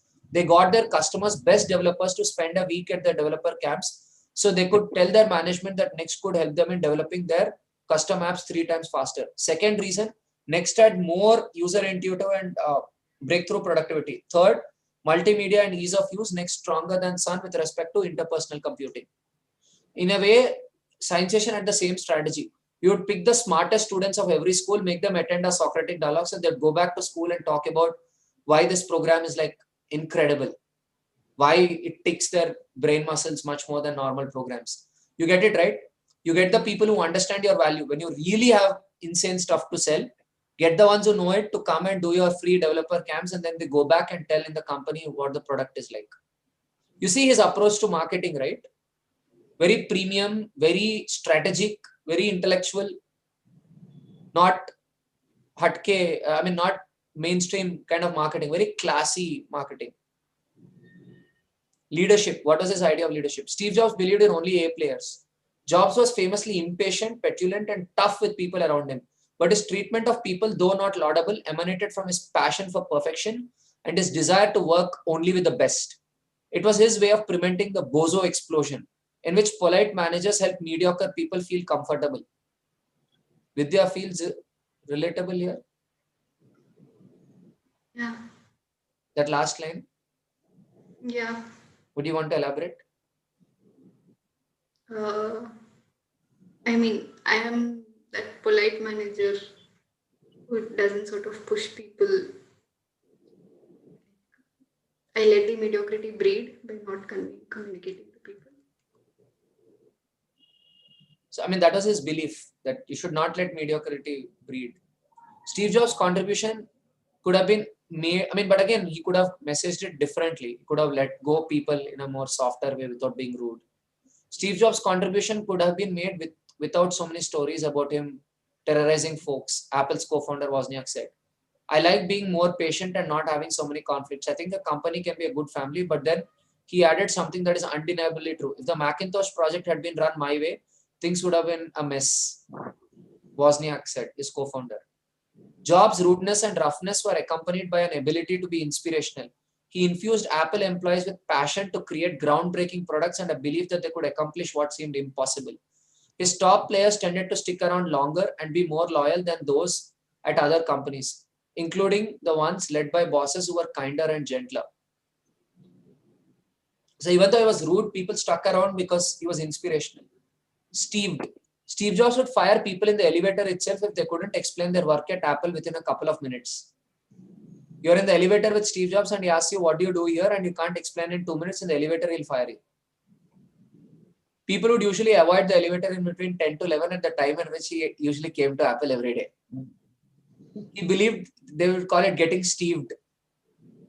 If you're in the elevator and you're with Steve Jobs. He believed that everybody in the company must be aware of the work being done to nurture collaboration and had 3-hour-long meetings every week where they discussed the ongoing work. He took up very few projects to ensure every product was reviewed. Collaboration. Steve Jobs designed Pixar building to promote unplanned encounters and interactions among employees to facilitate collaboration. He said if a building doesn't encourage that, you lose a lot of innovation and the magic sparked by serendipity. So we designed the building to make people get out of their offices and mingle in central atrium in which people might not have otherwise seen. He hated PowerPoint presentations and believed people who knew what they were talking didn't need it. He'd meet his executive team every week to discuss ideas without a formal agenda, and he'd spend every Wednesday afternoon with his marketing and advertising team. Conflict. Steve Jobs created a classic archetype of good versus evil. The notion of competing against an adversary who'd been betting on you to lose a created an atmosphere in which engineers would work long hours and strive for excellence against tough timelines, business obstacles, and unforeseen misfortunes. In short, Jobs got some of the best work from setting up a conflict. He used this skill to enlist Apple devotees by pitting Apple as the renegade of corporate America. So the good versus bad, he exploited it in a big way to drive the company. Reality distortion field. Jobs' infamous ability to push people to do something impossible was dubbed by colleagues as his reality distortion field after an episode of Star Trek in which aliens create a convincing alternative reality through sheer mental force. An earliest example was when Steve Jobs was on the night shift at Atari. He pushed Steve Wozniak to create a game called Breakout. Woz said it would take months, but Jobs stared at him and insisted that he could do it in 4 days. Woz knew that was impossible, but he ended up doing it. Those who did not know Steve interpreted the reality distortion field as euphemism for bullying and lying. People said he would bully and lie, but those who worked with him admitted the trait, though infuriating as it might be, led them to perform extraordinary feats. It was a self-fulfilling distortion, recalls Debbie Coleman, a member of the original Mac team who won an award 1 year for being the employee who best stood up to Jobs. You did the impossible because you didn't realize it was impossible with Steve Jobs.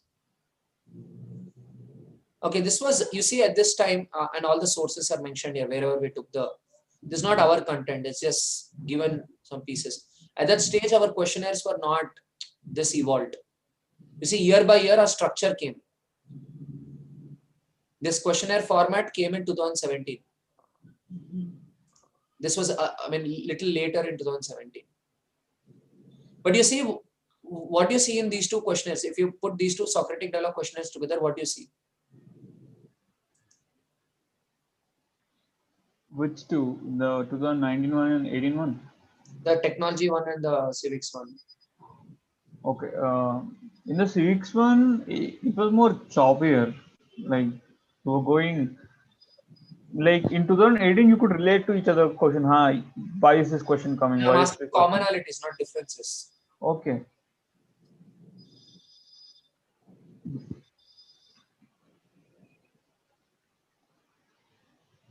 What are the commonalities which you guys see?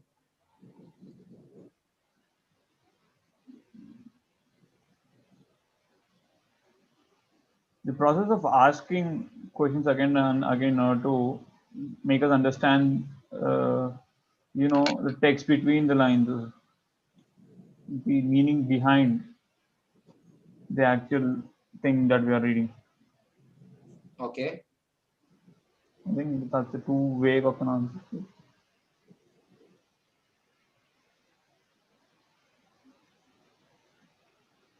Okay.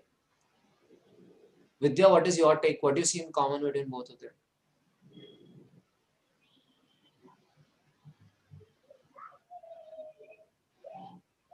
I mean, I sense that there is this intention to provide a very that. I think I've already said this, the McKinsey framework sort of thing, like mutually exclusive, collectively exhaustive, like Absolutely. in both the cases. I mean, the format is a little different. Here, there's less of dialogue and there are more of questions, but Mutually exclusive, isn't two different things are separate, but collectively exhaustive. You've covered all the things.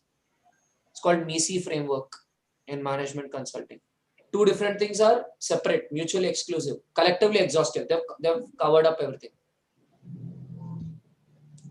Now, this is what we made for Arohan Bits Pilani people. It was a shorter questionnaire. They were collaborating with Science Station, so we made a questionnaire for them. Experiment design. So initially, they learned how to design an experiment, how to identify variables, and how to come up with a solution. This is a very short one, so I think not much to show. I'll show you a robotics one. It's very interesting. This was in 2018. What is a robot? What is technology? Does technology have to be modern? What is a machine? Is technology just about machines? Why did we develop technology? Why do we develop technology? Why did we develop technology and why do we develop technology? The reason before, reason now. Can paper be called technology? Paper, right? Can you call it technology? You think of one problem which can be solved using scientific knowledge. Can you think of any problem which can be solved using scientific knowledge? We make students think of this. Then what is automation? What are the prerequisites for automation? How do you automate a process? How do we identify the scope for automation? Right? How do you identify that? Okay, over here I can automate it, bulk. Then are repetitions a hint for designing systems for automation? If the same thing is repeating again and again, do you take that as a hint for automation? Can you think of a process which can be automated? How do you design that process? What is a machine? Does it have to be physical? What do you mean by a virtual machine? Why do we build machines? Can you think of a machine which can be, and what would be the purpose of its design? Do all machines have to be automata, that is self-operating? Can you think of a machine which is an automaton, a machine which is not an automaton? That is, which is a machine which is self-operating, a machine which is not self-operating. Can you think of three situations? One which requires a self-operating machine, one which requires a machine which is human-controlled and hybrid. One human-controlled machine, one automatic machine, and one hybrid machine. Can you think of examples? Most ancient cultures spoke of artificial people. Why was this idea so popular? Artificial automata are called robots. But why do we have automata which are not artificial? Why do we need a robot? Define your robot and explain why it is needed.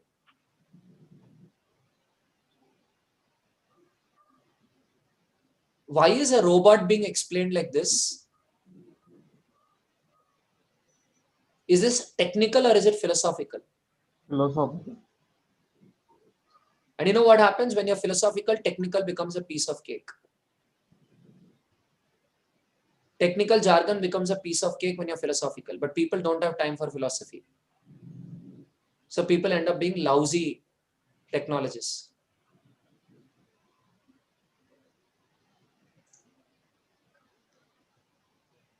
What is a sensor?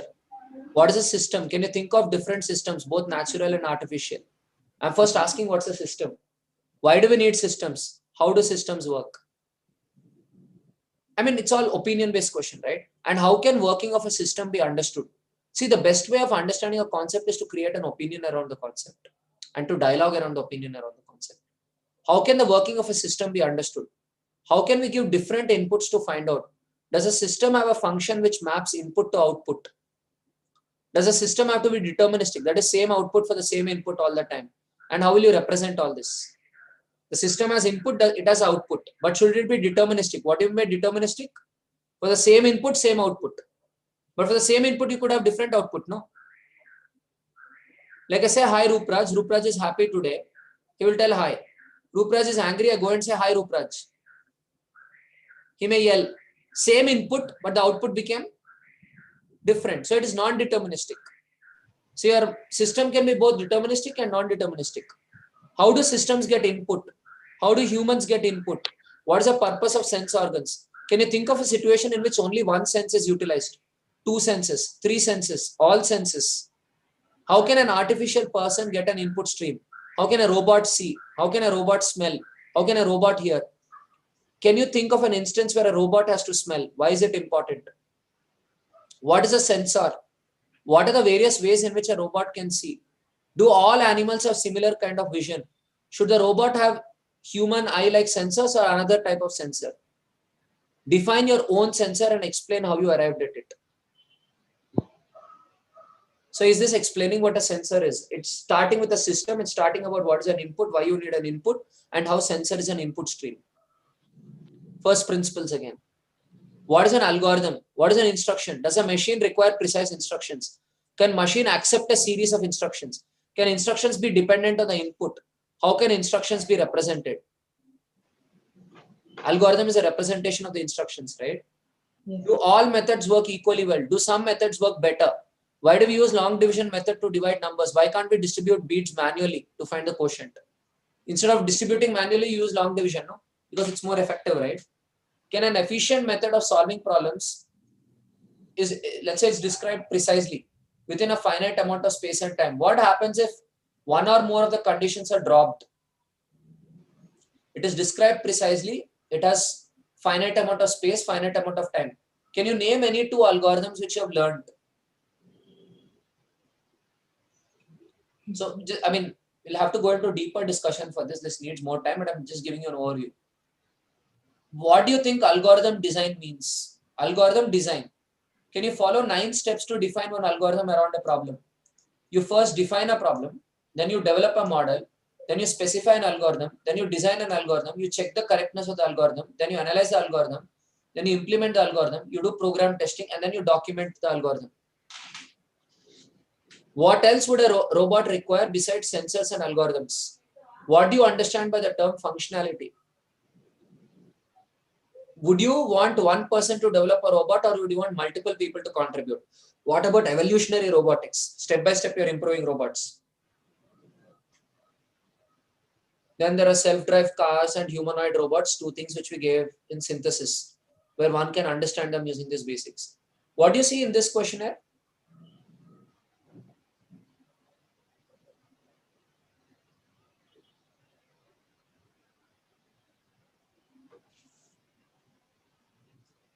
It is more like philosophical idea behind the thing and dealing with the basics, starting with like. Okay. Anybody else?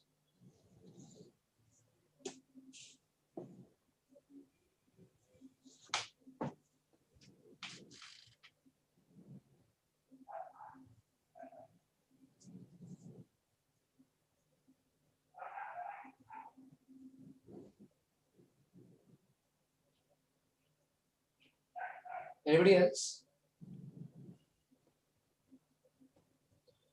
And I mean, somewhat similar to what Rukraj said. Like, for example, I didn't actually know what a sensor was and what a sensor would mean in robotics, but going through these series of questions, I'd be able to like philosophically understand it and then bring in the technicalities.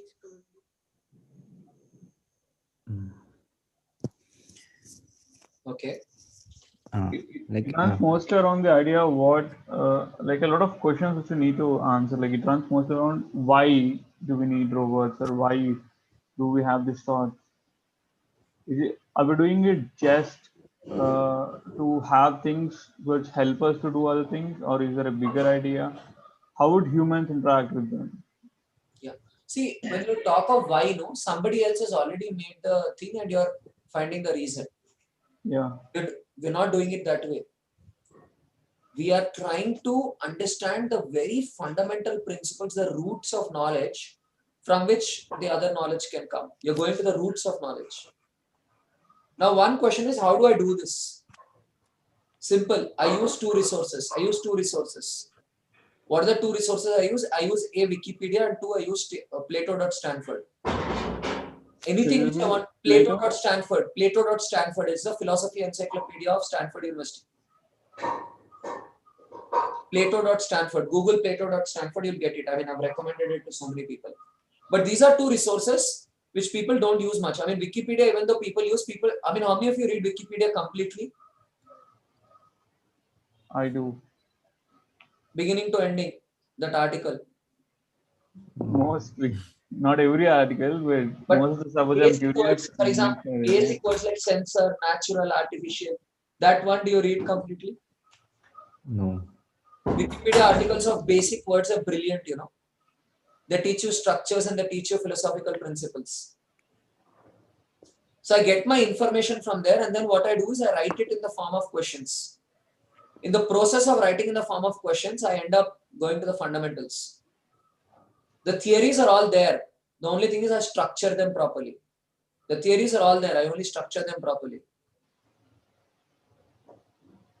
So if you are talking of creating thought leadership pieces, the most important thing is, are you doing literature review before that? Surabhi, does this make sense to you now? What do I mean by literature review?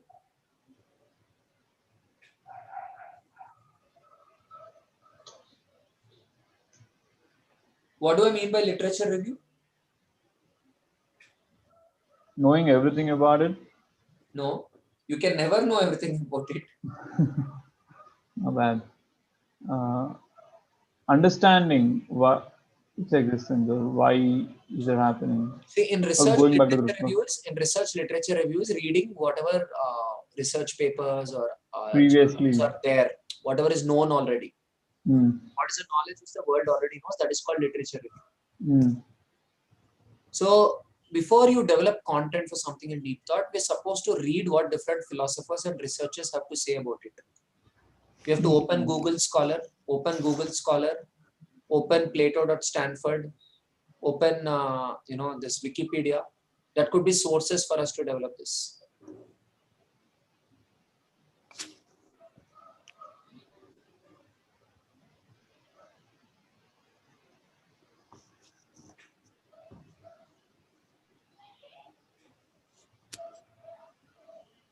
Yeah, any questions which you guys have?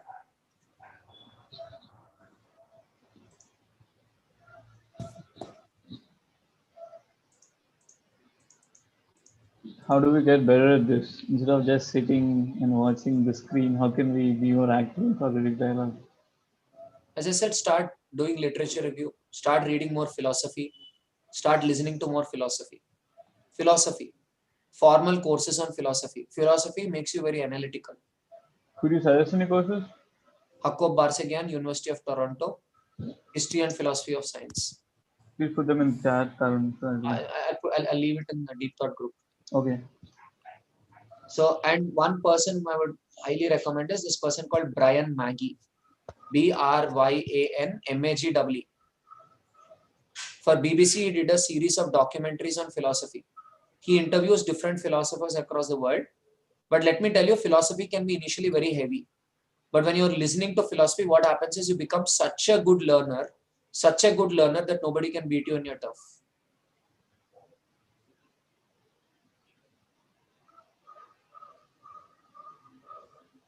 I've been actively consuming philosophy right from my first year of college.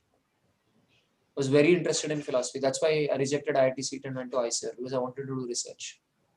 So we were getting exposed to this thing. So when you listen more and more of this kind of content, your brain gets very fine-tuned to see structures and to go to the roots of knowledge.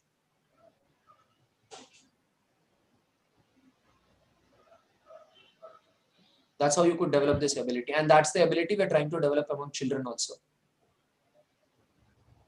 So do you see why we are like Tesla and rest of the education companies are like Toyota, Honda and all? The bravado and... Would we want to articulate what do we represent as an education company? It's important for us to articulate. You ask, how do I develop this ability? It's important for you to articulate and to be loud about what you're trying to do. Because when you're loud about what you're trying to do, you'll find ways to achieve it. But it's important to be bold and to be loud about what you're trying to do. Yeah, so who's going in first? What is it that we're trying to bring to education space? Basis this intensive Socratic dialogue discussion. Okay, so mainly we are trying to like basic idea of us is make the student think, not just grab things which is given to them. Like it is like to question them and have their own perspective regarding them and then build on them. Okay. It is like but every education company does this. It is like one thing we are doing is philosophy. We are adding philosophy. What Because is philosophy? Philosophy, what I can collect from the philosophy is dealing with the ideas. Like if you are given something, then how much idea you can collect about it. Like it can be regarding anything related to it.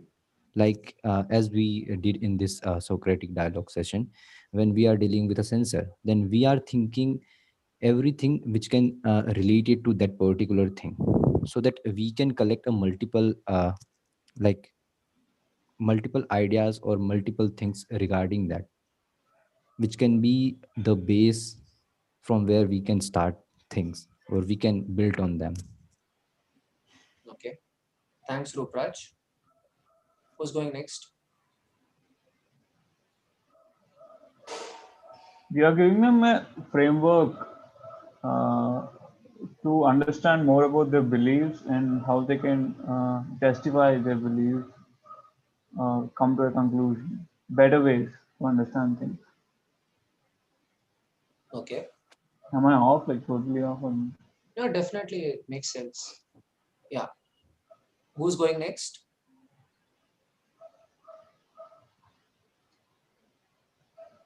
It's important for us to be bold in what we are saying. For example, when I say that I'm making a kid a CXO, I'm making an intern a CXO, people would laugh at me. And if I'm not telling something which people would laugh at, then I'm not a pioneer. You're a pioneer if you're making bold claims. Win your fears first. What are we trying to do? I feel, I mean, after like going through the on civics and on Steve Jobs' words, I felt like it was like, we are trying to connect the dots, like right from the basic, like, starting from the fundamental and going to something that's very complex.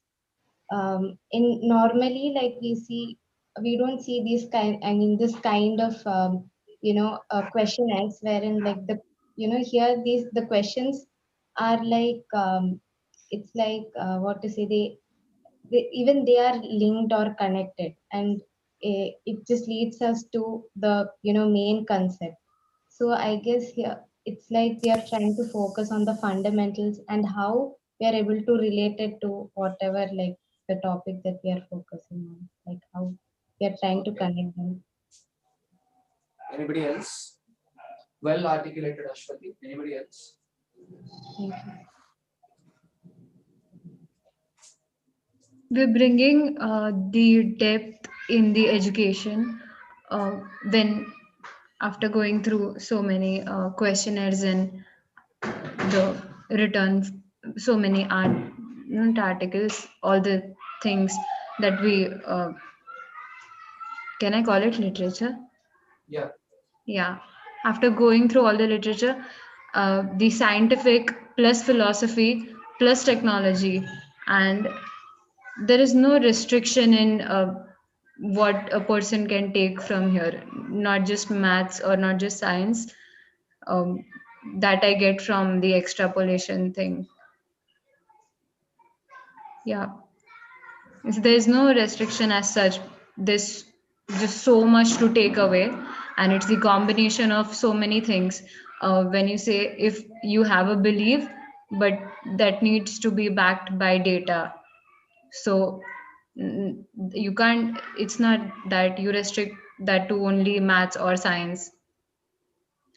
And you learn that from maths and science, but then you again apply it to so many other places and Philosophical domains. principles, right?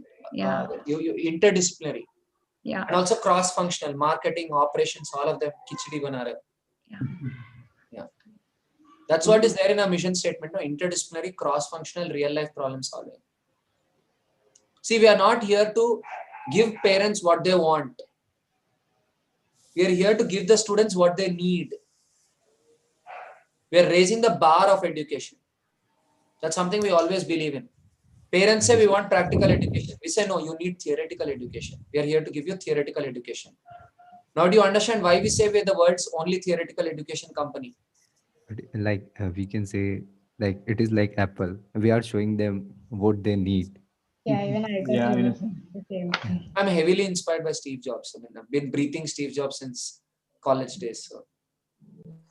Could we simply say that we improve their wisdom, their knowledge? Yeah, by means of theory. Theory is already I mean, created in the world. So many great thought leaders and thinkers were constructing these theories to give us an understanding of the world. We are trying to make sure the power of theory is put in the hands of everyone. Like how Steve Jobs put the power of technology in the hands of everyone. We are trying to put the power of theory in the hands of everyone. So, like I would like to make another point. Like we are showing them to how to see a particular subject. Like Yeah, they that's have the a aesthetics of a subject. We're showing the beauty yeah, of the subject. Yeah, yeah. every subject has a sense of aesthetics.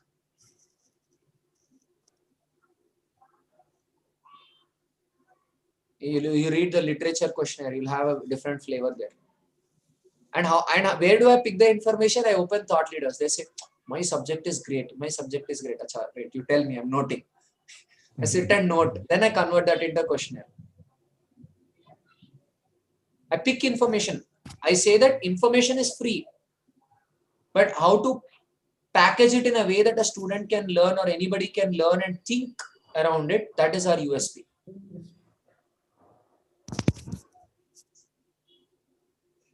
Like how to connect everything. Knowledge Lot of structures. information. Yeah.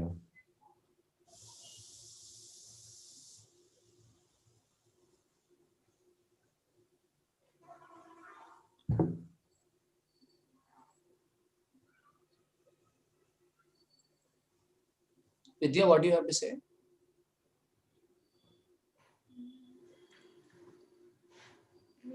I think most of it has already been said, but I mean, borrowing from your articulation, I mean, we nurture the potential to be the future CXOs, and B, I mean, I think we look at learning as a process and not like we're not driven by the product, but I mean, the product eventually ends up falling in place, but learning is a process of, investigating and creatively extrapolating and dialoguing for us. Okay. And because it's a process, I mean, we go as deep as we can, like as fundamental as we can, as far reaching as we can while we creatively extrapolate. And as accommodative as we can be while dialoguing. So it's like should we say independent thinkers or interdependent thinkers? Interdependent, right? That's what I modified thanks to Shivani. She quoted Stephen Covey in one of the meetings, in one of the reflections. I said, yeah, we're not developing independent thinkers, we're developing interdependent thinkers who are able to leverage the network and learn in harmony with the network. So as an organization, we're willing to correct ourselves and evolve into a better version of ourselves. We started with science and said, no, it's not just about science. To be honest, Scienceation has a very elitist origin.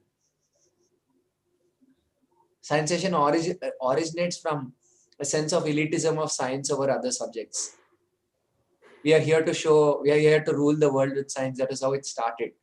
And gradually I changed and we started embracing other disciplines. So yeah, it's me evolving as a person, the organization also evolving through amalgamation of ideas from different people coming in and so on. The people may have left, but that one little thing they've said could, lead to the churning process and change the fundamental DNA of the organization. For example, paying attention to inclusion, paying attention to elitism, staying away from elitism came in, a few years back. So we're adding up layers which we think are good, a coherent set of layers.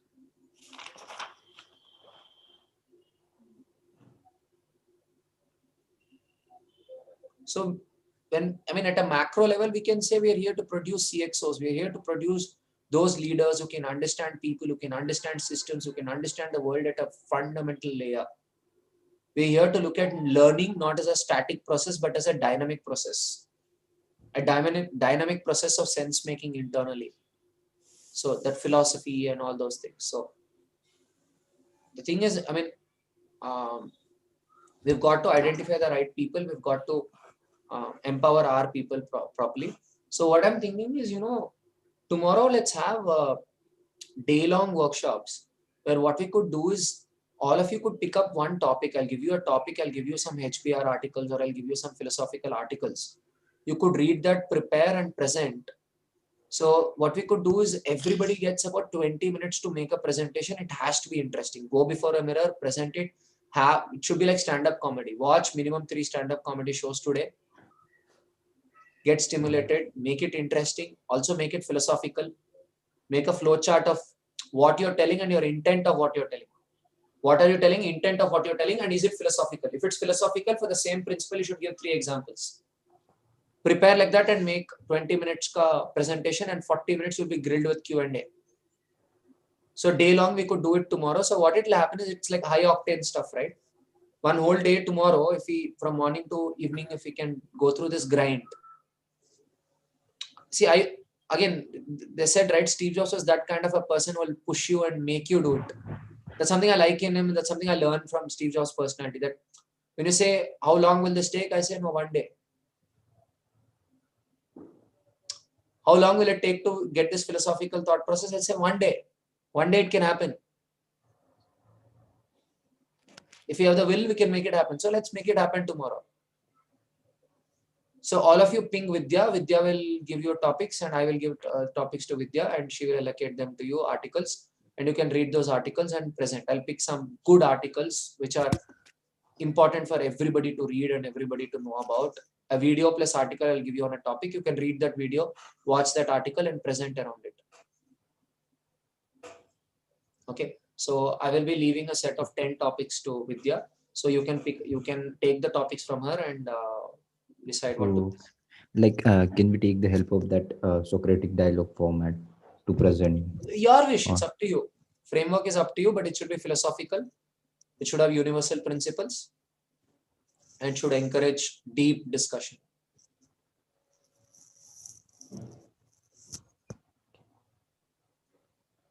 20 minutes for your presentation, 40 minutes for Q&A.